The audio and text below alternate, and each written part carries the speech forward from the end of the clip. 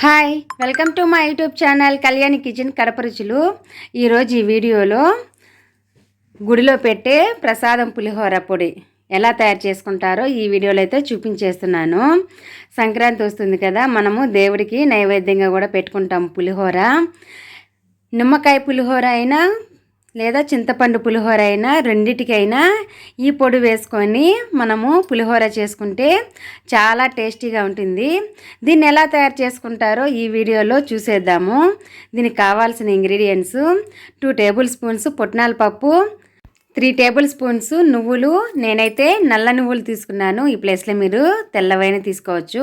1 table spoon మిరియాలు, అలాగే కారానికి సరిపడ ఎండుమిరపకాయలు ఒక 15, ఆవాలు 1/2 టీ స్పూను, కొబ్బరి ఒక 2 ఇంచు ముక్కలు అయితే తీసుకోండి, అలాగే సాల్ట్.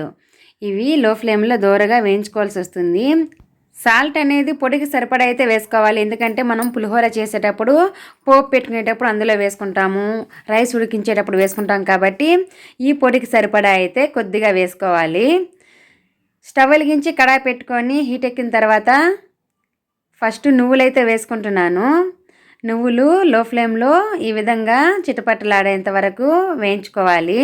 హై ఫ్లేమ్లో అసలే వేయించుకోకూడదు, తొందరగా అనేది మాడిపోతాయి. ఇలా లో ఫ్లేమ్లో వేయించుకోవడం వల్ల సన్న మంట పైన మంచి స్మెల్తో అయితే దోరగా వేగుతాయండి. అవి వేగుతూ ఉంటేనే మంచి సువాసన అయితే వస్తూ ఉంటుంది. ఇలా కొద్దిగా ఒక 20% వేగిన తర్వాత ఎండుమిరపకాయలు కూడా వేసుకోవాలి.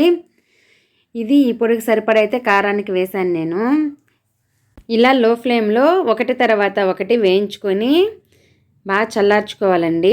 అప్పుడే మనకి ఈ పొడి అనేది పులిహోర పొడి బాగా మంచిగా తయారవుతుంది, టేస్టీగా.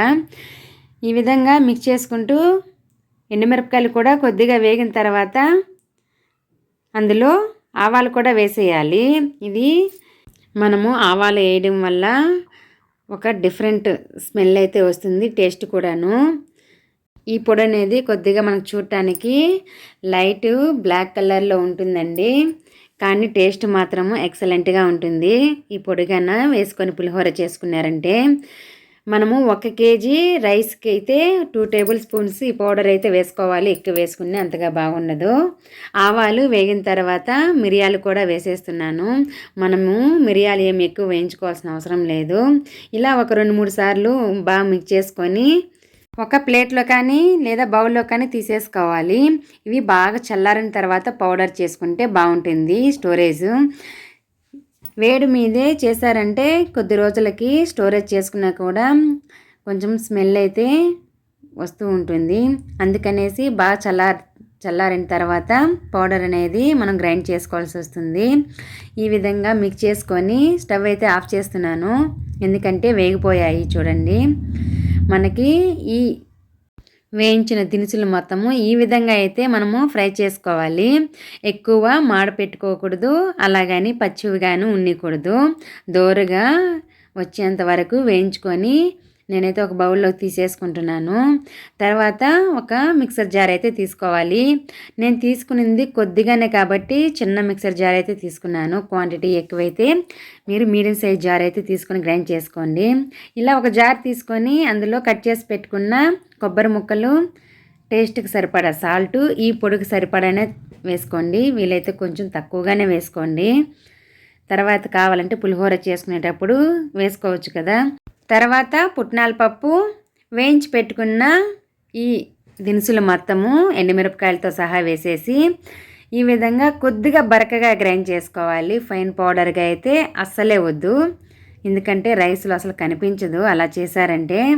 ఇలా కొద్దిగా కోర్సుగా అయితే గ్రైండ్ చేసుకొని ఒక బౌల్లోకి అయితే తీసేసుకోవడమే. ఇది స్టోరేజ్ అయితే మనకి 1 మంత్ అయినా ఉంటుందండి. కొంతమంది ఇందులో బెల్లం కూడా వేస్తారు, నేనైతే వేయను. మా సైడు బెల్లం వేసుకోరు పులిహోరలో. ఇలాగని చేసుకుంటూ తింటూ ఉంటాము. ఈ పులిహోర పొడే కాదండి, మేము ఎందులోనూ బెల్లం అయితే వేసుకోము. సాంబార్లో, పప్పులో ఇప్పుడైతే అంతా వేస్తున్నారు, కానీ మేమైతే వేసుకునేదేం లేదు. ఇలానే స్పైసీగా తింటూ ఉంటాము. ఎక్కువ కారం ఇష్టపడతాము కడప సైడ్ వాళ్ళము. ఈ విధంగా పౌడర్ మొత్తము ఒక బౌల్లోకి తీసేసుకొని స్టోరేజ్ చేసుకోవడమే. ఎప్పుడు కావాలంటే అప్పుడు పండగలు వచ్చినా ఫంక్షన్లు వచ్చినా వేడి అన్నం చేసుకొని పోపు పెట్టేసుకొని ఈ పౌడర్ అయితే వేసుకుంటే చాలా టేస్టీగా ఉంటుంది. స్పెషల్గా ఉంటుందండి పులిహోర అనేది ఈ పౌడర్ వేయడం వల్ల. నేనైతే పులిహోర పౌడర్ని ఈ విధంగా తయారు చేసుకుంటాను. మరి ఇంకెందుకు ఆలస్యం, నేను చేసిన విధానము ఈ పులిహోర పొడి మీకు నచ్చినట్లయితే ఇంట్లో తప్పకుండా ట్రై చేయండి. నేను ఇంకో మంచి వీడియోతో వస్తాను. బాయ్.